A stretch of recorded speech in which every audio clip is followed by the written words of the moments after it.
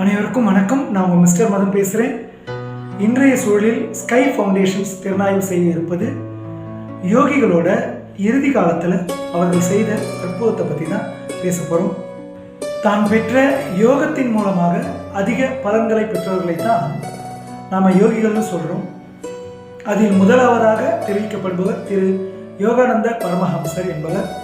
இவரது இறுதி பயணத்தின் பொழுது இவருடன் 700 நபர்கள் உடன் இருந்ததாக கூறப்படுகிறார்கள். அதில் அறிவியல் வல்லுநர்கள், மருத்துவர்கள் அனைவரும் இருந்திருக்கிறார்கள். அமெரிக்காவில் உள்ள போஸ்டன் நகரில் இவர் இறுதி சமாதி நிலை அடைந்ததாக தெரிவிக்கப்படுகிறது. இவரது இறுதி உயிர் பிரியும் முன் தன்னுடன் இருந்தவர்களுடன் சிறிது நேரம் பேசி உரையாடிவிட்டு தான் இந்த உடலை விட்டு செல்லப் போகிறேன் என்று அனைவருக்கும் தெரிவித்துவிட்டு உடலை விட்டு பிரிந்து சென்றிருக்கிறார். ஒருவர் தன் உயிர் பிரிவதற்கு முன்னால் நான் இந்த உடலை விடப்போகிறேன் என்று பத்மாசனத்தில் அமர்ந்து கொண்டு அனைவருக்கும் தெரிவித்துவிட்டு இந்த உடலை விட்டு சென்றதன் கருத்தை அனைத்து மருத்துவர்களும் அனைத்து விஞ்ஞானிகளும் இதுவரையில் புரியாத புதிராக இருக்கிறது என்று அனைவரும் கருதுகிறார்கள். எனவே மருத்துவ அறிவியலை பொறுத்தவரை உடலில் ஏதேனும் சிதைவு ஏற்பட்டு அதன் மூலம் உடல் இயங்க முடியாத நிலையில் மட்டுமே உயிர் பிரிவதாக கருத்தில் கொள்கிறார்கள். இதயமோ நுரையீரலோ அன்று வேறு ஏதேனும் ஒரு உறுப்பு கெட்டு போனால் மட்டுமே உடலை விட்டு உயிர் பிரியும் என்பது அவர்களது நம்பிக்கை. நன்றாக ஆரோக்கியமாக இருக்கும் ஒருவர் நான் இந்த உடலை விட்டு பிரிய போகிறேன் என்று கூறிவிட்டு தன் உடலை விட்டு சென்றதை அனைவரும் நம்ப மறுக்கின்றனர். அது மட்டுமல்லாமல் பரமஹம்ச யோகானந்தர் எனது உடலை மக்கள் பார்வைக்கு 33 நாட்கள் வைத்திருக்கலாம் என்று முன்கூட்டியே தெரிவித்ததாகவும் கருதப்படுகிறது. பிறகு அழிந்து போகாத இந்த உடலை எத்தனை நாட்கள் வேண்டுமானாலும் எத்தனை காலம் வேண்டுமானாலும் இந்த உடலை பாதுகாத்து வைத்துக் கொள்ளலாம் என்று தெரிவித்திருந்தார். உடலில் தேவையான அளவிற்கு தியான பிராணாவை இவர் தக்க வைத்து சென்றிருந்ததால் இந்த உடல் இத்தனை காலம் வரை கெடாமல் வைக்கப்பட்டிருக்கிறது. இதை செய்வதற்கு அவருக்கு எவ்வித அவசியமும் இல்லை. ஆனால் அவர் உயிரோடு இருக்கும் சூழ்நிலையில் காரண அறிவை மட்டுமே பயன்படுத்தும் விஞ்ஞானிகள் சிலரால் அவருக்கு மிகுந்த தொல்லைகள் ஏற்பட்டுள்ளது.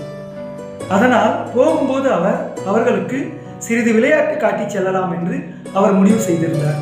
காரண அறிவை மட்டுமே பயன்படுத்தி அவரை பற்றி ஏளனமாக பேசிய விஞ்ஞானிகளுக்கு நான் உடலை விட்டு பிரிய போகிறேன், இந்த உடலை எவ்வளவு வேண்டுமானாலும் சோதனை செய்து கொள்ளலாம் என்று முன்கூட்டியே அவர் தெரிவித்து பின் உடலை விட்டு சென்றார்.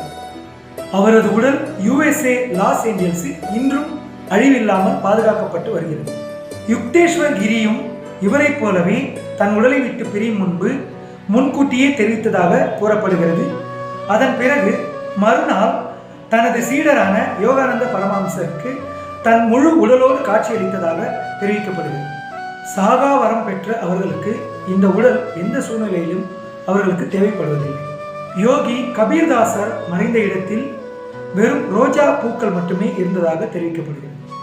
ரமண மகரிஷி ஐயா மறைந்த பொழுது ஒரு ஒளி தோன்றி திருவண்ணாமலையில் சென்று மறைந்ததாக கூறப்படுகிறது. பட்டினத்தார் அவர்கள் திருவெற்றியூர் கடற்கரையில் பிரம்பு கூடைக்குள் புகுந்து சிறுவர்களுக்கு விளையாட்டி கொண்டிருந்த பொழுதே மறைந்து போனதாக தெரிவிக்கப்படுகிறது. தனது அடையாளம் மறைக்கப்பட்டு பூரணமாக அவர் மறைந்த இடத்தில் ஒரு சிவலிங்கம் மட்டுமே இருந்ததாக தெரிவிக்கப்படுகிறது.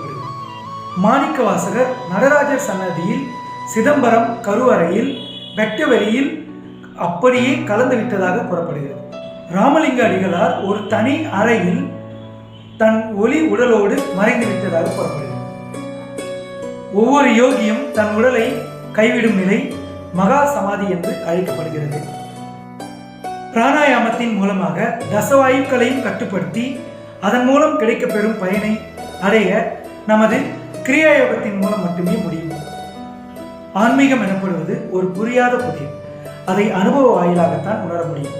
ஆகவே அனைத்து மக்களும் கிரியா யோகத்தை முறையாக பயின்று அதன் மூலம் கிடைக்கும் நன்மைகளை இவ்வுலகிற்கு பரப்புமாறு பணிவுடன் வேண்டி விரும்பி கேட்டுக்கொள்கிறேன். நன்றி, வணக்கம்.